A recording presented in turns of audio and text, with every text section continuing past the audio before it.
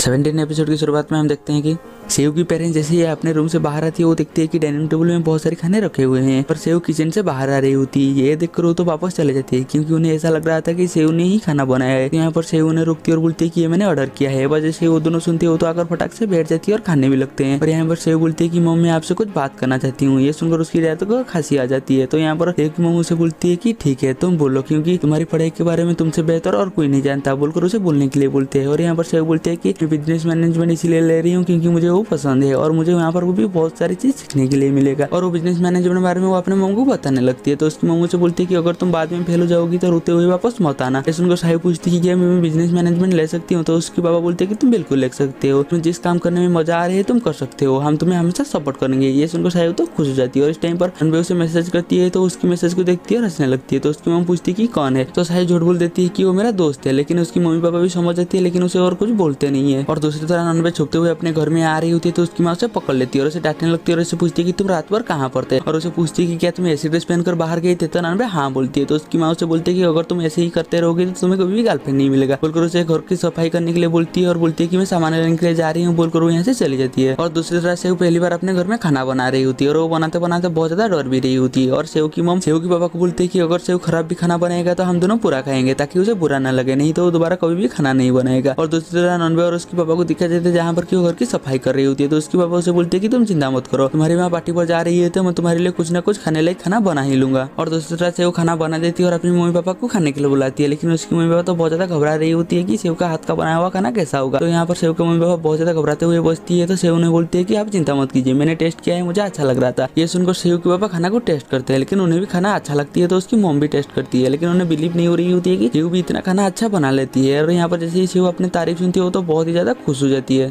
और तभी हमें उनकी किचन को दिखाया जाता है जिसका हालत तो साहिब बुरी तरह से खराब कर दिया होती है। और दूसरी तरह हमें नॉनवे और उसके पापा को दिखाया जाता है जहाँ पर कि दोनों बैठे हुए होते हैं। तभी नॉनवे के पापा नॉनवे को बोलते हैं कि तुम्हें वही करियर चूज करना चाहिए जिस करियर को तुम पसंद करते हो और उसे हमेशा आगे बढ़ती रहना चाहिए बोलते हैं। सुनकर नॉनवे से पूछते हैं कि क्या आपने ऐसे ही अपनी करियर चूज किया था। तो नॉनवे के पापा उसे मना कर देती है और उसे बोलते हैं कि पहले मैं और मेरी दोस्त मिलकर एक बैंड बनाए थे और मैं वहीं पर गाना गाता था और मेरे पीछे हमेशा लड़कियां पड़े रहते थे। सुनकर नॉनवे तो बिलीव भी नहीं होता। तो वो जाकर एक फोटो निकल कर आकर वो नॉनवे को दिखाती है और उसे बोलती है कि और हम इस टाइम पर सिर्फ गाना गाते थे और उसी पागलपन की दीवानी तुम्हारी माँ थी। तो नॉनवे उससे पूछती है कि तो आपने म्यूजिक क्यों छोड़ दिया और 9 to 5 जॉब क्यों किया। ये सुनकर नॉनवे के पापा उसे बोलते कि क्योंकि तुम आ गए थे और इस टाइम पर मैं तुमसे भी ज्यादा छोटा था और म्यूजिक कर मैं तुम दोनों का खर्चा नहीं उठा सकता था। ये सुनकर नॉनवे पूछते कि तो मेरी माँ ने आपको उस टाइम पर क्या बोला था। तो नॉनवे के पापा उसे बोलते हैं कि तुम्हारी माँ मुझे हमेशा सपोर्ट करती थी, तभी मुझे लगता था कि मैं म्यूजिक को सबसे ज्यादा प्यार करती हूँ, लेकिन मुझे बाद में पता चला कि मैं म्यूजिक से ज्यादा तुमसे प्यार करती हूँ। और दूसरी तरह टेंजी और सेव फोन पर बात कर रही होती है तो सेव बता देती है कि मेरी पेरेंट्स मेरी बातों के ऊपर एग्री कर ली है। ये सुनकर टेंजी थोड़ा सा हंसती है तो सेव से पूछती है कि क्या हुआ। तो टेंजी बताती है कि मुझे एक जोक याद आ गया है। तो सेव से सुनाने के लिए बोलती है। तो टेंजी बोलती है कि एक मोटा आदमी बीच में फ्लोर से नीचे गिरते हुआ कैसे देखेगा। ये सुनकर सेव बोलती है कि बिल्कुल तुम्हारी जैसा है। जैसे ही टेंजी सुनती है वो तो गुस्से में आ जाती है और कॉल काट देती है। और दूसरी तरह जिनान अपने रूम में बैठकर पढ़ रही होती है तो उसकी माँ उसे खाना खाने के लिए बुलाती है और उसके बाद वो सारी फैमिली बैठे हुए होती है। तो जिनान को